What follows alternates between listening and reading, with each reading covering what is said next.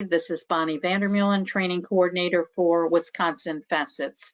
On behalf of our entire Wisconsin Facets staff, I'd like to thank you for joining us today. Our webinar today is entitled Understanding Temper Tantrums, and our presenter today is Courtney Clark. Courtney is a mental health therapist who has been working with the early childhood population and their caregivers since January of 2015. She currently provides in-home and telehealth therapy services for families, including foster families in the Milwaukee County, Wisconsin at Penfield Children's Center Behavioral Clinic, a SAMHSA-funded site. Courtney supervises graduate students and conducts certification trainings for professionals in the Early Pathways Treatment Program. It's my great pleasure today to introduce to you Courtney Clark. Courtney? Hi, thank you. All right, happy to be here. Thanks for having me. If at any point there's any issues hearing me or anything, please send in a question letting me know. I know I'm on video. I can't see myself, nor can I see any of you all, so my eyes might be moving around the screen a little bit without any picture to focus on, so bear with me on that. All right, so a little bit about Behavior Clinic. We are an agency within an agency here at Penfield. We were founded back in 2003 as an outpatient mental health clinic serving kids ages 0 to 6 in Milwaukee County with their caregivers. So we partner with Marquette University. The founder of our clinic and of our treatment program, Dr. Fox, was a professor at Marquette in the counseling education department for many years, and he saw a great need in our community for behavioral and mental health services in the early childhood area in order to hopefully help kids get on track with some of these things before they turn into more major concerns as they get older, and also just to provide some support to parents who weren't quite sure how to be responding to their child's behavior. We started out as a clinic in which families would come to our clinic site for services. However, a lot of the families we work with have barriers. Just the simple fact of having young kids, oftentimes more than one young child in the home, makes it difficult to get out and get to an appointment on time. Lives are busy, and so we ended up moving to an in-home model after the first year in order to remove that barrier for families to be able to receive services. So we provide in-home therapy once a week for about an hour throughout the Milwaukee County area. And we did recently also get a grant that's going to enable us over the next year or so to expand to Waukesha County as well. In-home is kind of our primary modality, but as we all kind of experienced during COVID, we did end up having to adjust that during the pandemic last year. And so we did also adapt our program to telehealth, and we're able to provide services that way. And we're currently kind of still functioning as a hybrid treatment clinic. So we're doing some in-home and some telehealth based on what families are comfortable with. The treatment model that we use at Penfield is one that we've developed at our clinic through research with Marquette since we were founded in 2003. Excuse me, in 2003, with Marquette doing research with our doc students. So anything we're going to talk about today with the temper tantrums is based on the treatment model that we've developed and the research that we've done with this age group on these similar concerns. So that's kind of the background about what I'm going to be talking about today. That research was actually started back in the 80s, well before our clinic was even founded. And so these are items that we have seen over time stay consistently effective as we're looking at kids' behavior. So if there are any mental health professionals or people who are familiar with mental health terminology, our program is basically a trauma-informed cognitive behavioral therapy, CBT, for children. So we also take on a heavy developmental lens because of the age group we're working on. All right, temper tantrums. So other terms parents use for this, there's a whole bunch of different words just in English that you can use to describe temper tantrums: outbursts, meltdowns, throwing a fit, falling out.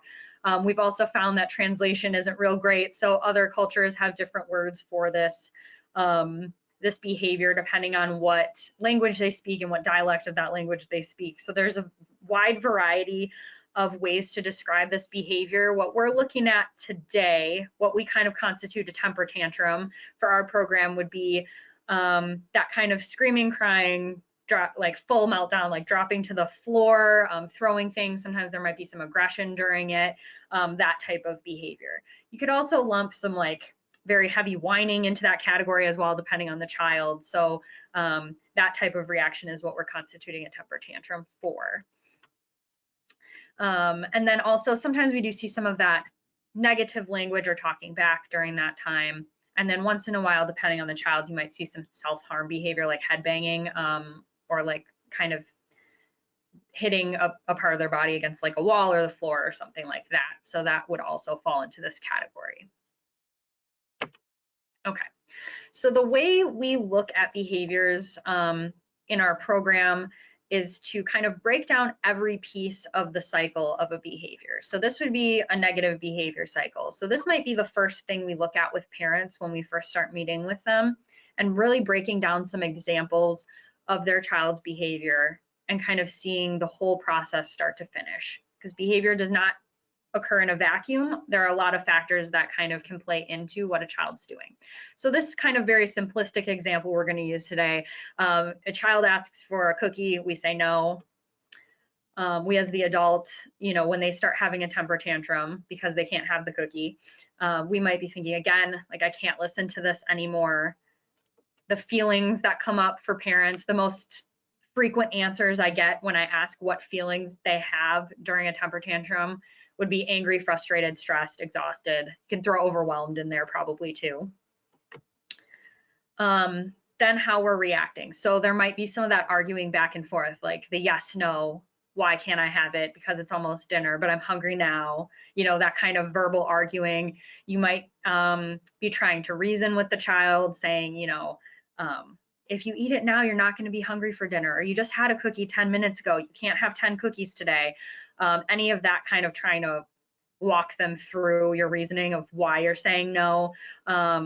Or, you know, we might end up kind of just giving up, like, okay, I can't listen to this anymore. I'm just going to give in. I don't want to hear the screaming. So we're just going to give them the cookie. And then what the child is learning is a huge part of how we look at targeting these behaviors. So what the child might be learning in these examples, especially if they can get us to give in, right, would be that this is an effective way to get something that I want. And kids aren't necessarily explicitly thinking that. It's not like your 3-year-old is just sitting there thinking, you know, what would really work well is if I start crying really hard, mom will give me, you know, they're not going to think out the whole process and like plan it. But kind of the process going on within their brain is, if something works to get to the end that we want to get to, we're going to keep using that behavior. So the trap we can kind of fall into with this type of cycle is that we're actually making the behavior perpetuate or continue longer or get more intense the more it works for the child. So we're going to talk about some ways to hopefully cut back on that today. And one of the reasons it's very good to look at it as a cycle like this is because it's not enough sometimes to just know how to respond. It's the way in which we approach the response. So if we're calm versus if we're frustrated, and how we're coming off. Are we, you know, just calmly saying what we're saying to the child, or are we screaming it? You know, how are we playing into that interaction as well? Because kids definitely can and do feed off of the adults around them.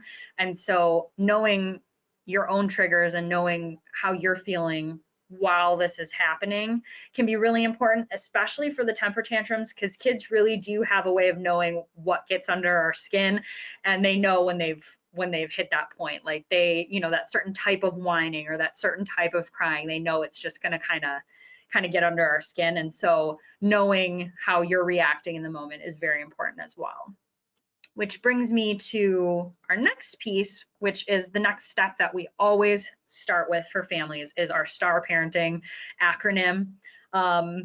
So that's going to be taking a second to stop while the behavior is happening, thinking about what's going on, keeping yourself in check, asking yourself, are my expectations appropriate? Is this something I'm willing to follow through on? That's going to be a big one when we're looking at temper tantrums.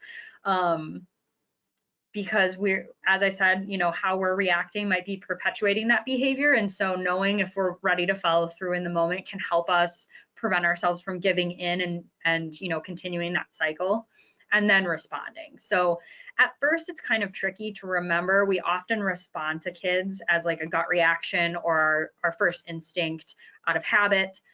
So this is kind of the first practice we'll have parents get into, or teachers, is just recognizing the behavior happening and taking a second to think through what you're about to say or do before even doing the response, to hopefully cut back on anything that might be unintentionally reinforcing that behavior. So here's our cycle again. Child's having a tantrum because we said no to a cookie. We're still thinking and feeling the same way. This isn't going to make the adult responding not be frustrated by the tantrum, right? But it's more about thinking through how we're going to be interacting with the child during that time. So before any of the response occurs, we're going to use that stop and think strategy, so that we know which response we want to use. So in this example, we decide, and we'll talk about the strategy here in a minute about the ignoring strategy we use, but sticking to the limit, so not giving in and giving him that cookie. Hopefully what we would want the child to learn over time is this isn't going to be effective in getting me the thing that I was after in the first place, and we've just kind of broken that cycle a little bit. And it's important to remember, because sometimes it can be easy to be like, well, just this once, or, you know, some of the time I'm following through, but some of the time I'm not. Kids will really hold out for the times that we're not going to follow through. They're smarter than we give them credit for a lot of times. So we really want to kind of pay attention to how often we might be feeding into that cycle. Okay. So for temper tantrums, we kind of break our tantrums down into 4 categories. So in general, we found that there are 4 different major umbrellas that we can put most kids' temper tantrums into. So I do want to preface this by saying a lot of this is, you know, for the most part, typically developing children, kids with developmental delays will still fall in these categories, but there are some things that kind of are outside of these umbrellas that may not quite fit. An example would be a child with autism. You know, sometimes those behaviors are not necessarily related to any of the things we're about to talk about. So if there is something else going on, a major diagnosis, or like, for example, a medical diagnosis that might be playing into this, sometimes they might not fit in, but for the grand scheme of things, for most kids, you can break down temper tantrums into kind of these 4 categories. The first one is the most simple one. It's needs-based. So a needs-based tantrum would be using the tantrum as a form of communication and to communicate any type of physical state of discomfort. So communication, if you've got a kiddo who is not quite talking yet, is first learning to talk, you know, that's where we really start seeing this ramp up at like 1.5, 2, especially when kids are just learning that speech and can't quite effectively communicate in another way. We see a lot more of the whining and crying happening. And then any kind of discomfort. So these are the tantrums or the crankiness that you're going to see when kids are hungry, sick, tired, or if it's a child with sensory needs. So some kids with autism, you know, sensory processing, or just kind of a child who has a little bit more sensitivity to sensory stimuli, like too much noise or too much light or something like that. So one thing to say about the needs-based is that a lot of times until some of these other areas get addressed, we're not going to see a whole lot of change. So no matter what you do, you know, you could respond perfectly and not really be able to prevent this from happening. We all get crabby when we're hungry, for example, or a lot of kids will start having meltdowns right before nap time. The best bet is to simply meet that need, if able, and kind of move on. For when we're using it in place of speech, helping kids along in their speech development, or for kids who have the speech but just are not using it, really encouraging kids to ask appropriately. So if it's a nonverbal child, either because they're too young or because of delays or anything like that, using alternate communication styles. So whether it be gestures like pointing, saying, okay, show me what you need. I can't understand when you're crying, but you could show me. we've used picture cards a lot for kids, where anything that's a common need for them, we'll put like a picture board together, have them point. If your child's in speech therapy, I would definitely consult with a speech therapist, with their speech therapist before doing anything, so that you're not, backtracking any of that progress. Otherwise, simply providing an example of what the child needs to say in order to get that need met. So when you think back to that cycle that we talked about, if a child is fully capable of speaking and is using the tantrums as just an easier way or a more urgent way to get what they need, an example might be, kids might realize if they're speaking calmly, sometimes we have a tendency to just say in a minute, in a minute, in a minute, until we're ready to do whatever it is. But then they realize if they full on scream, we'll respond quicker. So one way to kind of help them with that is let them know, okay, we're not going to get it by screaming, but if you say milk or say, can I have a snack, give them an exact script kind of for what you are looking for. And then once they've said it, then we can provide whatever it is that they were asking for. To try to break out of that cycle of the screaming being the most effective way to get what they're looking for.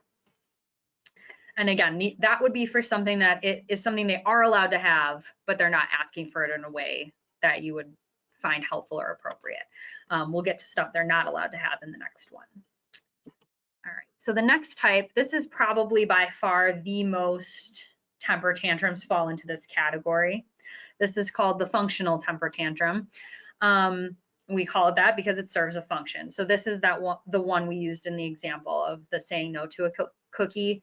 Kids are using this type of temper tantrum to get something that they want. So it's not a need. It's not like I'm hungry and it's lunchtime. This is I want a snack or I want junk food. I want a toy. I want to watch TV. Anything that's an extra, trying to get their way, basically. So it could also be called the I want my way tantrum.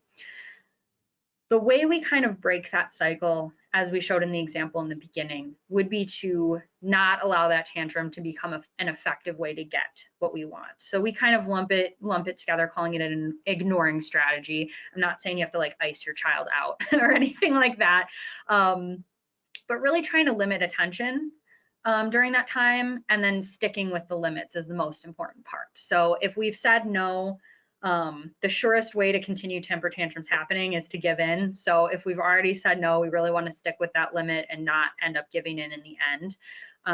This could be a pick your battles type situation. If this is something that as the adult you're doing a lot, really try to pick which times then you're even saying no in the first place to avoid reinforcing by giving in. And then kids also will feed off of attention a lot, whether it's good or bad.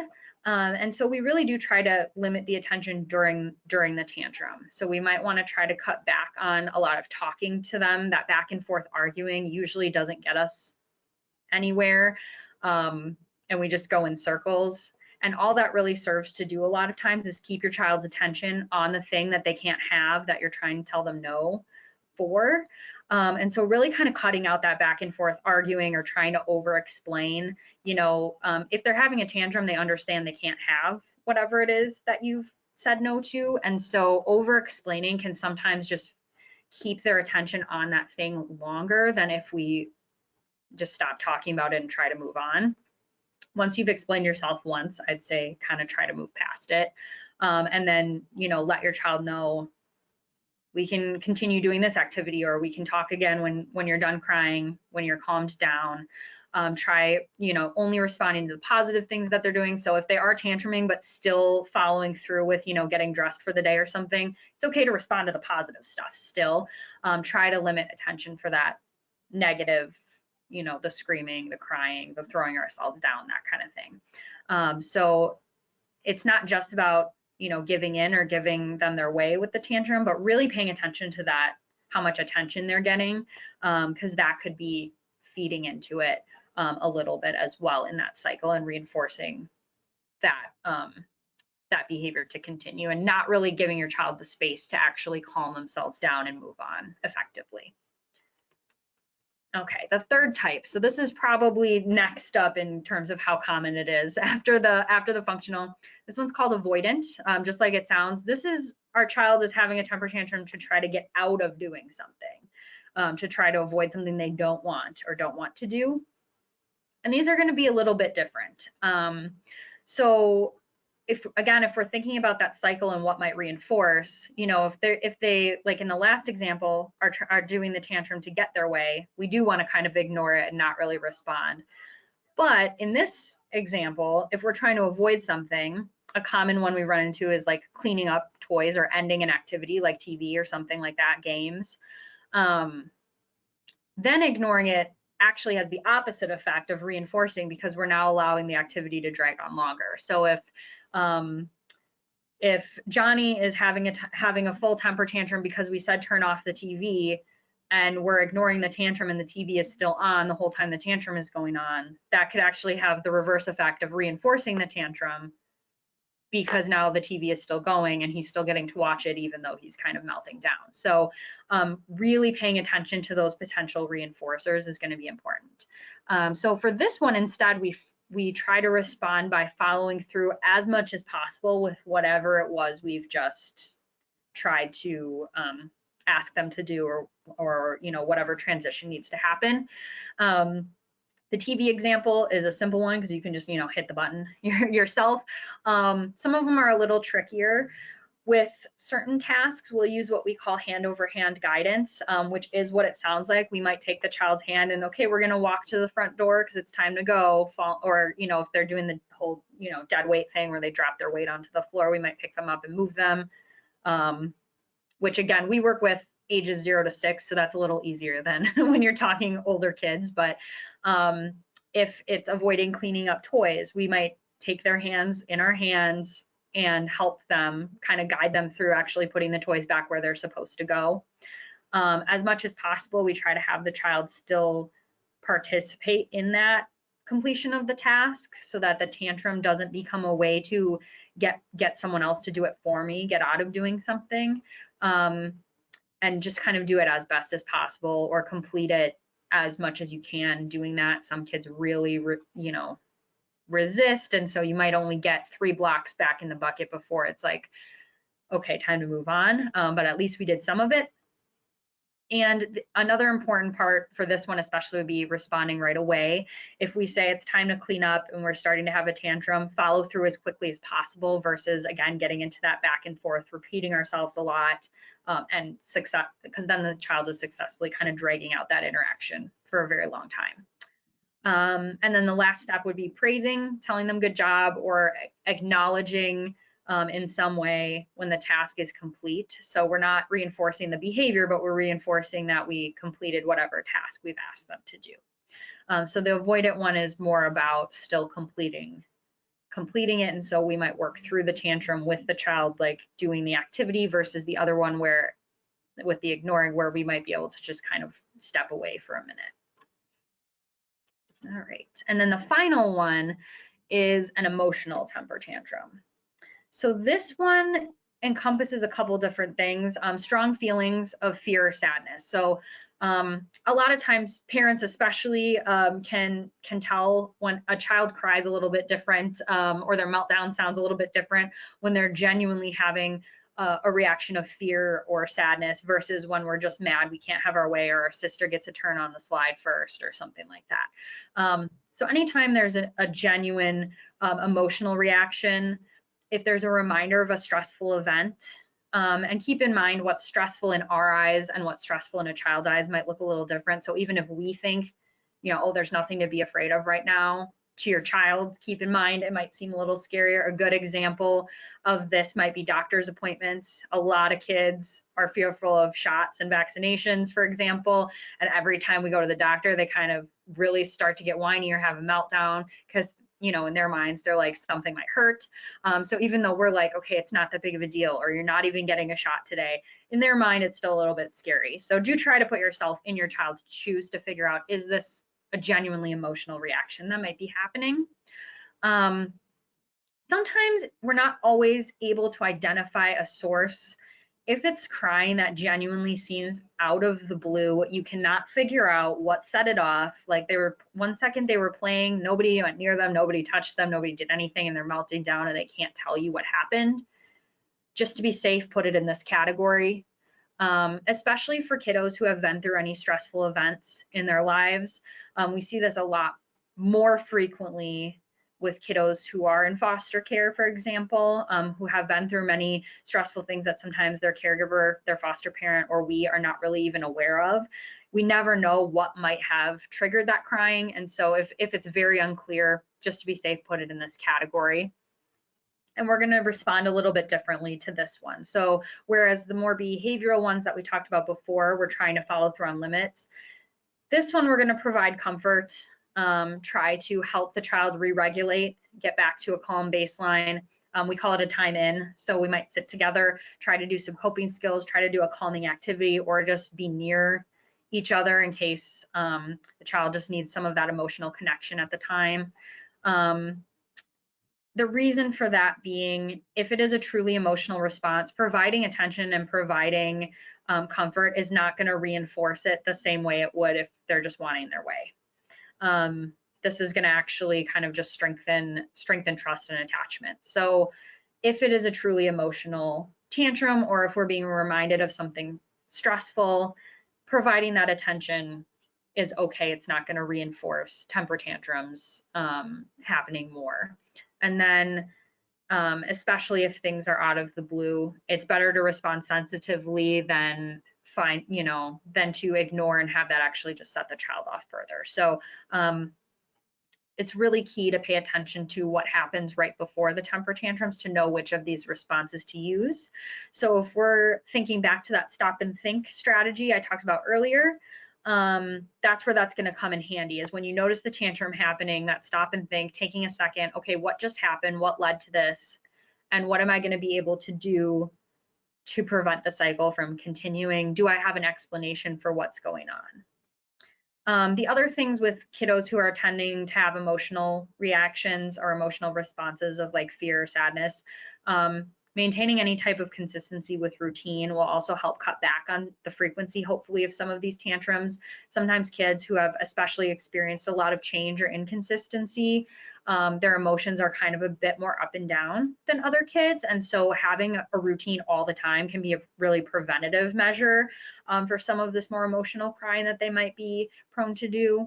And then just tracking patterns, even if you can't figure out what set off, if you're seeing a lot of that out of the blue crying, starting to even like write down, okay, we were playing on the floor, she was playing with toys, crying out of the blue.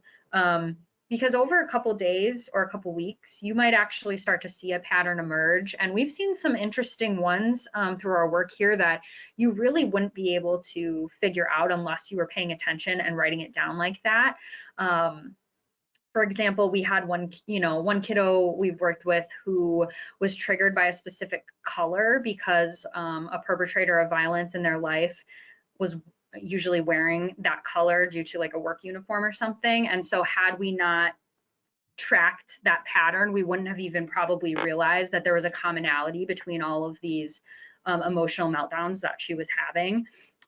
It could be, certain types of settings. It could be certain types of sensory stimuli, like if there's a lot of loud noises. It could be with certain caregivers. It's just very hard to tell. And so tracking that, if you really can't figure out a source, you might over time be able to pick something out like, oh, hey, I didn't notice that most of these do happen right before nap time, or I didn't notice that most of these happen when this particular person is around, or something like that. So the emotional ones are a little bit trickier sometimes, but we do really recommend providing support or comfort if possible when you're seeing this type of crying. And usually it's pretty easy to differentiate the emotional crying from the more functional crying. I always say, the functional crying is that more, what parents will tell me is fake crying. It's like they could stop at any moment if they wanted to. Versus the emotional crying is like dysregulation to the point of not being able to stop by a certain point. Usually there's a different like tone or pitch to it that most caregivers can kind of pick out. Okay, so those are the 4 categories. So as we're looking at all of these, some of the things to keep in mind as we're looking at the responses, why is sticking to the limits so important? Kids' brains respond really well to predictability and routine and knowing what the limits are is a part of predictability.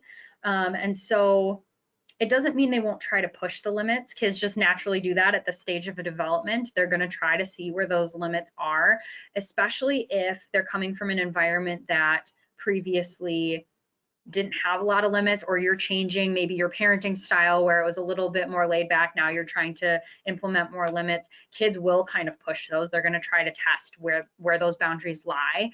And so really sticking to them is going to cut back on that behavior in the future, even though it might feel a little bit frustrating right now. And kids may even appear happier on the surface without the limit. That's the tricky part when we try to promote that limits and sticking to that consistency are good, is that kids are more excited when we give in and give them the cookie, or when they can get an extra 30 minutes of TV time after a tantrum, or they appear happier on the surface, but over time it tends to lead to more and more behavior, because there's no ability for them to internally be like, okay, this is where I can, this is how far I can push it, or this is where the limit lies. When there is not, just where their brains are at, when there is not that predictability, their brain is constantly in a state of trying to figure out what's coming next, what's coming next, what's coming next at their age. And so if we don't kind of provide that predictability for them, they're going to always be in that kind of state of trying to figure it out. And we see more impulsive and emotional reaction because their energy is going into trying to figure it out instead of whatever task is at hand. So it does all kind of connect, even if it isn't blatantly clear in the moment. On top of it, especially with the 0 to 6 age group, but even older kids, their ability to curb their own impulses and plan ahead is very poor at this age. So the part of the brain that's in charge of that stuff, that's in charge of curbing impulses and in charge of planning ahead and thinking through your actions, does not finish officially developing until your early 20s. So if you think about where your child is at in that trajectory, you can kind of guess how good they're going to be at that on their own. The younger the child, the more adults are going to have to impose the limits, versus expecting a very young child to be able to really think through their consequences in the moment. A funny example, if anyone ever has time to look it up, is if you go on YouTube, I think there was some Facebook ones as well, of videos of the marshmallow test that they'll do with kids. I think they've done them with other kind of treats and candy too, but basically that shows sometimes their impulse control and how poor it can be at a young age. The researcher will put a marshmallow in front of a toddler and say, if I come back in 5 minutes and you haven't eaten it, you can have 2. And the amount of kids that will just eat it immediately is almost kind of comical. So that's just kind of a silly example, but it really does show that even the smartest kids who can understand, like, oh, if you leave in 5 minutes, I get it, and come back, I get a second one, their impulse to eat it might overpower their ability to think logically. So it is important for us to kind of impose some of those things at this age. And we do end up seeing more and more behavior the less follow through there is on things we're saying. I always kind of give the example that kids will play it like a slot machine. If there's an even small chance that it's going to work, they're going to kind of go for it. So really kind of keeping that in mind in those moments when it's very frustrating and you're really tempted to give in. Here's a question I get from parents a lot, so I thought I'd throw this on there. Why does reasoning with my child not work during these times? There's a lot of things that factor into it. One of the biggies is during temper tantrums, when kids are mad, when they're, upset, the emotional center of their brain is running the show. So the emotional part of their brain is on, the logical part of their brain is off. It's like a switch can flip. And so you may have a kiddo who is very, very intelligent, very advanced, can understand a lot of things, can even repeat back to you the rules in great detail and why we have them and why they need to do this or that. But when that emotional center turns on, the logic center turns off a lot of times, and they're not at a place where they're going to hear reasoning very well. Sometimes, as we said before, talking during the tantrum may keep their focus on what's upsetting them rather than allowing them that space to calm down and move on. And yeah, keeping in mind at the bottom, because I run into this a lot, high intelligence does not automatically lead to more advanced emotional regulation.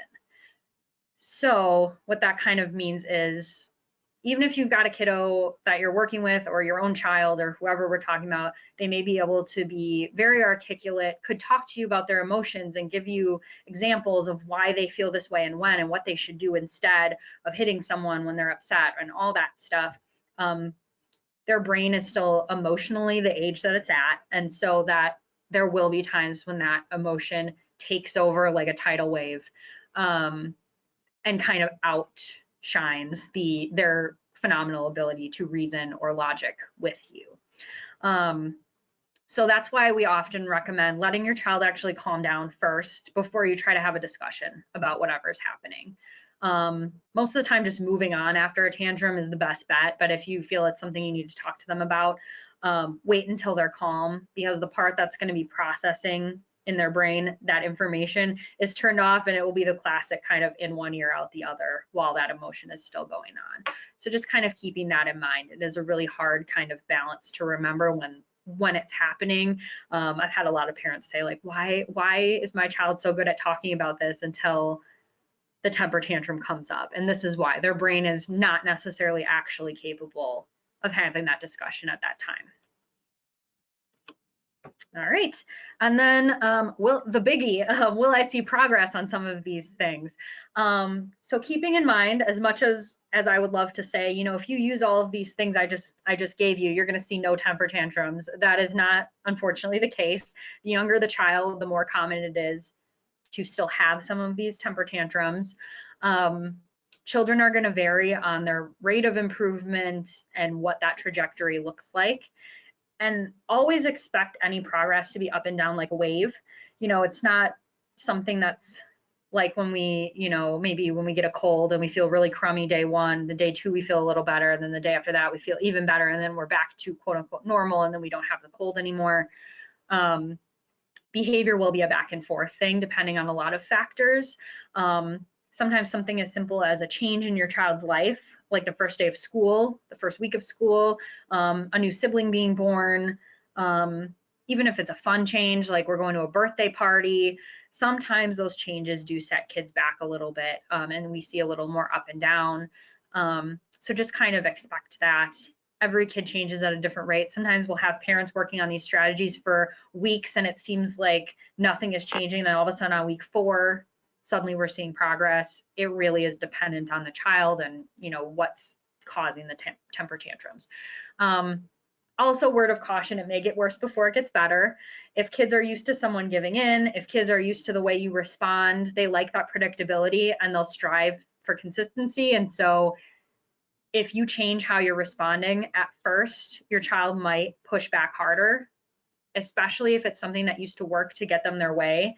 The tantrum might get worse before it gets better. They're going to try to see if they can get that same response they were getting before, which sometimes means escalating the behavior before they realize, okay, this still isn't going to work, and then de-escalating it. So expect that you might see it go up before it goes down. And some types of tantrums, if there's a lot happening in a specific category, might require other interventions. So for example, needs-based, if it's a child who is at an age where typically we should see a little bit more verbal ability and this child is not really making progress in that area, we might need to supplement with speech therapy. If there's a sensory concern, you might need to supplement with occupational therapy in order to help the child catch up or learn what's going to work for them. Same with emotional. If you're working with a child or have a child in your care who has experienced something stressful, has been through a trauma, has been through a lot of change, and we're seeing a lot of those emotional temper tantrums, that might be the time to call in, you know, a mental health service or work with a school counselor or something like that to help address the root of whatever is going on, because there may be something bigger happening there. And so again, at the bottom, all children are going to have the temper tantrums. So we got to be realistic in terms of what age we're working with, how much we're going to see. But the goal would be to minimize the frequency, the intensity, how long they last. And then the more consistent you're able to be from a younger age, the less you'll see them continue as the child gets older and is better at self-regulation. Okay. So consistency is kind of the key here, is the final major message I've got for everybody. Couple things, anybody in the area, if you are in the Milwaukee or now Waukesha County area and are interested in working with our program or work with kids who might benefit from our program, they have to live in one of those two counties. The kids have to be ages 0 to 6. We don't work with the older kids just because there's a lot more services out there for older kids, and we try to fill the gap of what's needed. There aren't a lot of people who will work with kids under 4, especially. If you are a professional or a provider, a teacher who would be referring a family, please tell the parent or caregiver that you are making a referral so that we're not blindsiding them and calling them and they're like, what do you mean my child needs behavior therapy? Foster and kinship, for anybody out there who works in those programs, we would need consent from a legal guardian to even get the ball rolling. So keep that in mind. And just kind of any kid who would be a fit for our program, we don't draw a line at like a certain level of need. We'll work with families with kids with kind of extreme behavior. We also work with families who the kids are just having typical kid behavior, and we just want some more ideas on how to respond. All right. So here's our referral information. I guess the important part would be if you're interested in asking me any questions after today, referring a child, or just have any further things you're wanting information on, my email would be the best bet if you want to take that down. Otherwise, these are the numbers to call if you are in our area and would like to enroll a child. Our wait list currently is like 8 to 12 weeks for English. We do provide services in Spanish. That might be longer. We do only have one bilingual therapist at the moment, so that wait list is a little bit longer typically. All right, and here's some final, I'll leave this up just so you have our website, but that's all of the information I kind of had for today. So we could also look at doing some questions. Okay, thank you, Courtney. I do have a couple of questions. First, I'd like to remind everybody that if you do have questions, please type them in the question box because that would be very helpful. But we do have a couple of questions for you at this time. Do you believe that cognitive behavioral therapy is the best for children with disabilities such as autism or attention deficit? So autism is a little bit different. I probably should have mentioned this at the beginning. Our clinic does not work with kiddos with autism, usually because it often requires more frequent services than we are able to provide. So for example, I actually used to work for an autism clinic prior to this job. They are usually getting services multiple days throughout the week. For kids preschool, like before school age, it's usually in the home multiple days of the week. Depending on need, it might be every day. And so it usually is a more intensive program than just this. I do know that with autism, for example, they do a lot of the behavioral stuff. So just like we talked about here, reinforcement and what's going to lead to more or less of a behavior is often what is used for the younger kids with autism. When you get older, if they're higher functioning, like more verbal and things like that, they might work in some of that other more talk therapy stuff. But oftentimes for autism, it is especially more on the behavioral side. So similar to what we talked about here.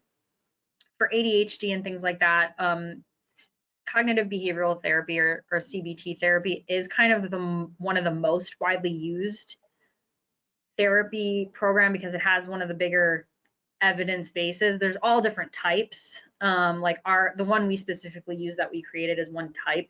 There's a lot of types, but typically that has the largest evidence base showing it to be effective.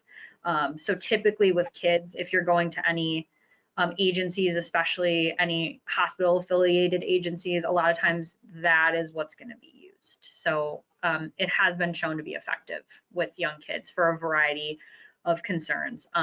Autism is a little bit different because they do often require a little bit more frequent services than just that once a week program. Hey, thank you. You mentioned before about the ability to track certain behaviors. Do you have some suggestions about any kind of forms we should use or suggestions about how to get started with that? Sure. The way we usually do it is very simple. Like you could even, you could hand draw it. I usually just take Microsoft Word and do one of those tables and start it with, okay, um, what happened right before the behavior, like what time of day, what happened right before, what was the behavior itself, what did we do afterwards, and just make like a grid basically, and have, whether it's for yourself or a babysitter, a teacher, just kind of jot down quickly as much as they can in those boxes. Like, okay, around lunchtime, the behavior was, crying. He was sitting at the table, like with friends. Afterwards, we tried to move him on to a different activity or something like that so that you can start to pick apart, like, is it the specific time of day? Is it a specific, is he interacting with specific kids that, things like that. But I usually just do a grid, and like sometimes I've hand drawn them out with a pen, and just made columns and kind of just did boxes like that so that you're looking at what happened immediately before, what happened during, and then how did we respond. And it could be just a couple words. If you have more time, the more detail you can put in there is great, but especially if we're talking about, teachers or classroom settings, that's usually just if you could jot like a couple words on there is maybe all you have time for. Could be really helpful over the course of like a week or two to see if any patterns kind of emerge. Okay, thank you. I do have another question for you. How often do you use visual cues? Quite a lot actually. So especially with the age group we're working with, they can't read. So so we use visuals for a lot of different things. We will use them for communication. If the child is in a speech therapy program, I always check with the speech therapist first, because if they're trying to work on a program that requires use of spoken language, I don't want to provide something that's going to allow the child to avoid it.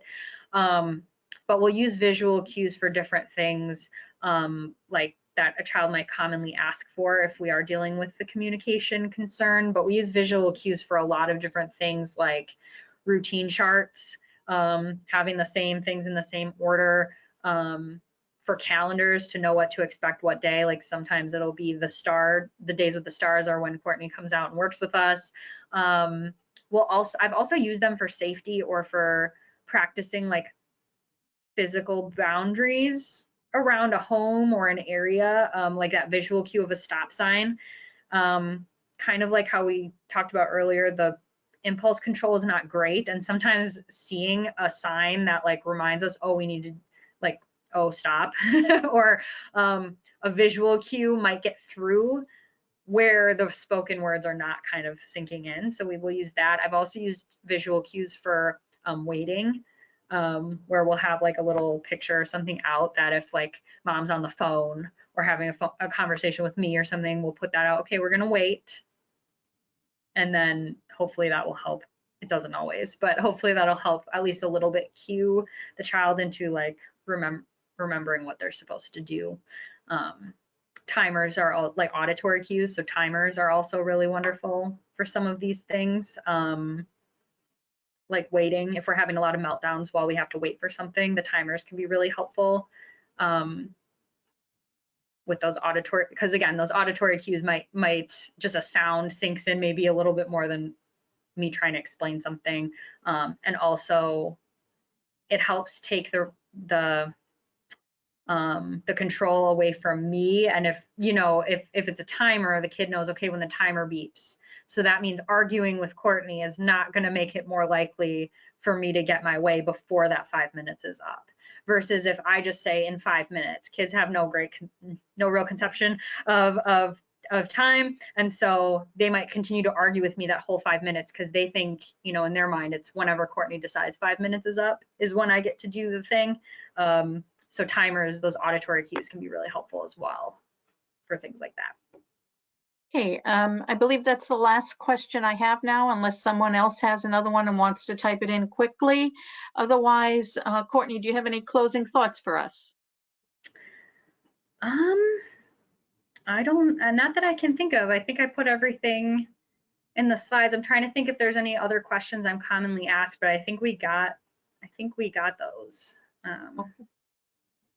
Yeah. The only other thing I can think of is if you're working with a child or you have a child that, you're trying some of these strategies that I just talked about, it's not working, or they're having really extreme temper tantrums, and you're like, I don't know what to do. Either they're, extremely violent or extremely dysregulated. I've worked with kids who will tantrum to the point that they're like vomiting.